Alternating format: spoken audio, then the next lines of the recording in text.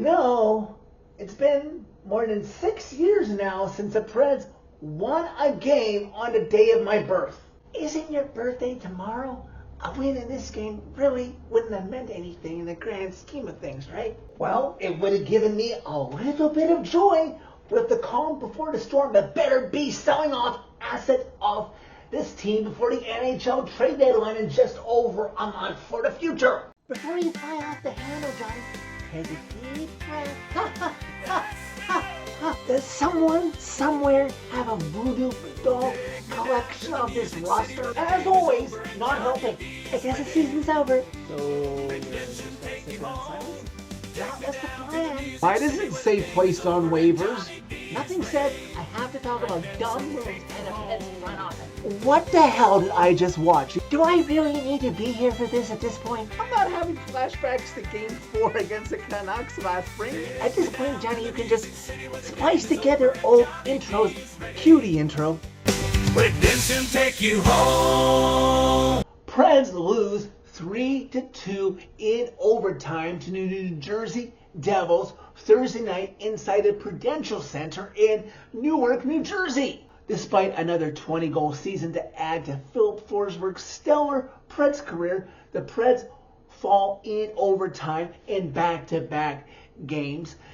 They have lost 3 games in a row and 5 of their last 6 games. Hey Preds Nation, Johnny here. This isn't going to be a long, drawn-out Preds fan reaction video. It's not going to be a yelly, screamy one either.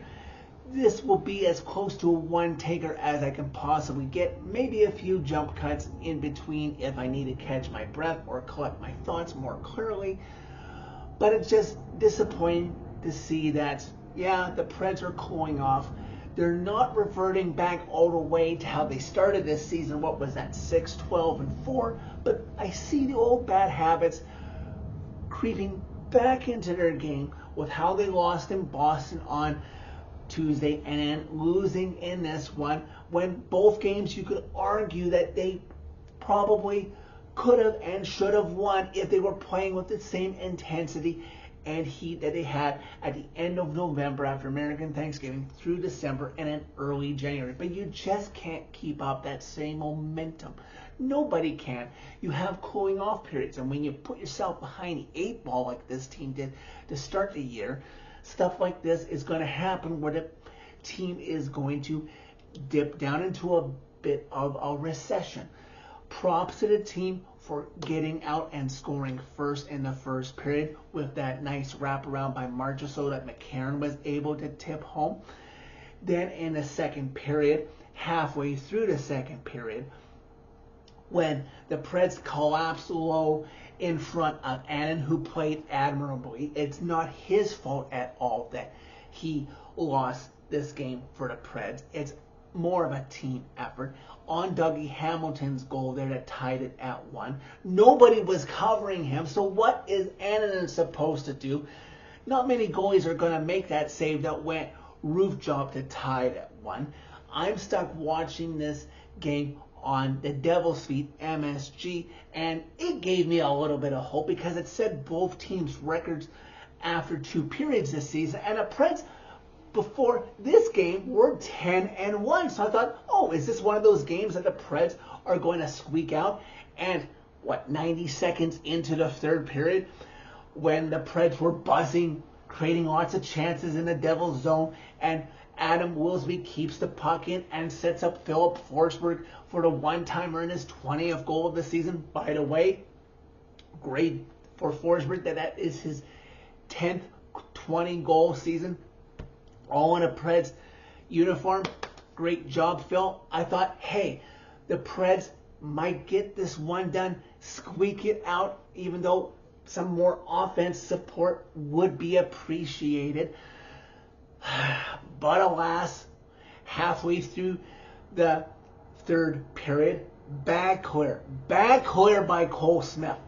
He is so loved by Preds Nation, rightfully so, for the little things he does on the fourth line with Michael McCarron at times. But why was he trying to pass to clear it out with Dawson Mercer right there? Clear it off of the board and out, dude. Of course, Mercer intercepts it, sets up Jesper Bratt, who 9 times out of 10 is going to score on the breakaway and move he made on Annunen and tie the game at 2. And still, because of the way this team has been playing as of late, it gave me a little bit of hope, a little bit, that maybe they could squeak something out in overtime, late in the third period before overtime, or if somehow this game got to the gimmick. Because before overtime, let me look at NHL.com, Preds were doing pretty well, even though the Devils were out shooting them through 60 minutes, that the Devils had the Preds 34-29. The Preds at one point, I think, were out shooting the Devils 6-7-1 in the third period. Another goal might have done the trick. But in overtime, I was a little bit too confident that, oh, look, the Devils didn't score 15 seconds in like the Bruins did. Preds won the initial faceoff, went into the Devils zone, couldn't set up anything. I don't know what Phil Forsberg was doing on that pass. Bad line change, leaving Roman Josi the only man back. And then Nico Hischier comes down the left wing board, fires a slap shot. You don't see that too often. Over Justus Annanen's glove hand. He had no chance. And the Devils walked off that game 3-2 in overtime. So now the Preds are left with 4 games on the schedule before the Olympic break, when they'll be off for, up to 3 weeks, with plenty of rest before you come back, and you barely have any time before the NHL trade deadline kicks in. Next up for the Preds is going to play the Islanders on Saturday to finish off the road trip before coming home for 2 home games before finishing up with 1 quick road trip to the nation's capital. The Preds, with the pity point, sit 3 points back of whatever is above that magical line. And the Preds, unless a collapse happens, I'm watching the game on TV across the room, are going to be 5 points back because San Jose is winning comfortably against Edmonton right now in Edmonton. Who would have thought that was possible? I hope, like he said earlier this week on 102.5 The Game, that General Manager Barry Trotz is seriously considering trade offers out there and won't just take the first offer that comes to him, but take reasonable offers and pull the trigger, because just standing pat is not going to do this team any good for its long-term future to finish the season with the 13th, 14th pick in the NHL draft with very little luck to jump up into the top 10. Why not make your team better for the future by getting draft picks, and for this season, bringing it back down the NHL standings quite a bit so you can finish maybe in the middle of the top 10 or possibly comfortably in the top 5 to get some pick for the future to play along with Brady Martin. But that's all I have to say. I'm not going to let this disappointing, a little heartbreaking loss bring me down. I'm going to get myself a good night's rest tonight and enjoy my birthday tomorrow. So that's it for this video. Thank you very much for watching. As always, click like if you like this video. Click subscribe if you really liked it. You can find my social media and interact with me during every Preds game by clicking on a channel name. Tell all your friends about redemption. Everyone deserves a chance at redemption.